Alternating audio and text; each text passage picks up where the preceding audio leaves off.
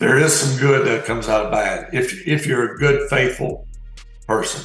Brett Favre is not one to take his own advice. NFL Hall of Famer Brett Favre is facing questions tonight of whether he knowingly took $5 million of state welfare money to build a new volleyball facility for his daughter's team 5 years ago at her university and his alma mater. According to many media reports, the public image of being a good, faithful, upstanding citizen has been deteriorated through Favre's own doing. Because I'll be in the building for a couple hours. Love to have you come over tonight. Send me a text. Love to see you tonight. Favre would seek out former New York Jets employee Jen Sturger further when he played for the franchise. All right, well, I'm still trying. You can make it. Be great. The Athletic would uncover the former Green Bay Packer great used his charity, Favre for Hope, as a way to donate to his alma mater, Southern Miss. Brett Favre asked the head of a nonprofit handling welfare funds, quote, "If you were to pay me, is there any way that the media could find out where it came from and how much?" You're no better than the next person. Right. And make sure that you are conscious of that each and every day.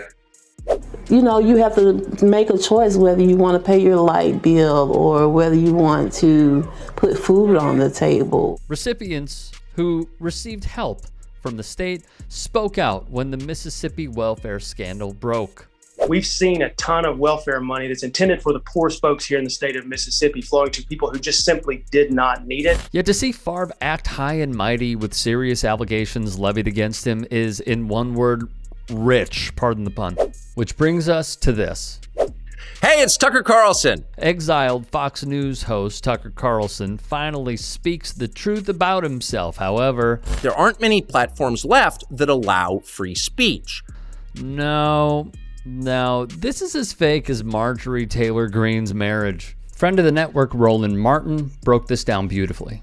They were created because right-wingers who spread misinformation on YouTube were getting kicked off of YouTube. Do y'all see the game plan? We do, however. The last big one remaining in the world, the only one, is Twitter. It was announced, much to everyone's chagrin, will relaunch his show on Elon Musk's Twitter. It's a pivot. The current CEO, who came from an emerald mine, along with the heir of the Swanson frozen food empire, have clearly conspired to construct. Megyn Kelly, despised by many, including the right, but continues her desperate attempts at remaining in the good graces, gave Carlson the stamp of approval after his axing. Guess who else did? The NFL Hall of Famer, Brett Favre. I'm with Tucker. Time to boycott Fox until they come to their senses and let the man speak. Now, if I remember correctly, I'm the furthest thing from a racist. So let's take his word. With Tucker Carlson, what is Favre giving his pledge of support to? White supremacy, that's the problem. This is a hoax. Our own national intelligence concludes white supremacy is the greatest domestic terrorist threat to the United States of America. Carlson thinks it is a lie. Carlson went on a racist tirade, stating the elected Tennessee Democrat Justin Pearson spoke like a, quote, sharecropper and only got into college because he is a black person. On a radio show, Carlson said this. Iraq is a crappy place filled with a bunch of, semi-literate primitive monkeys. I mean, if somehow the Iraqis decided to behave like human beings or something. This is who Brett Favre gives the thumbs up to.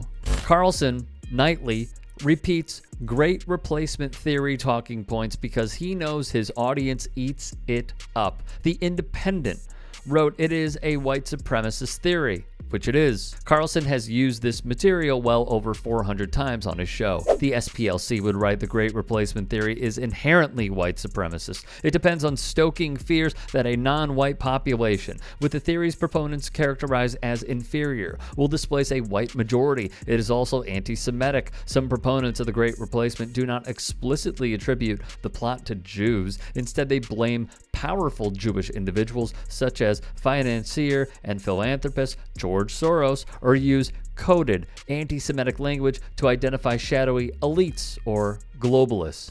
That is who this man, Brett Favre endorses publicly and proudly.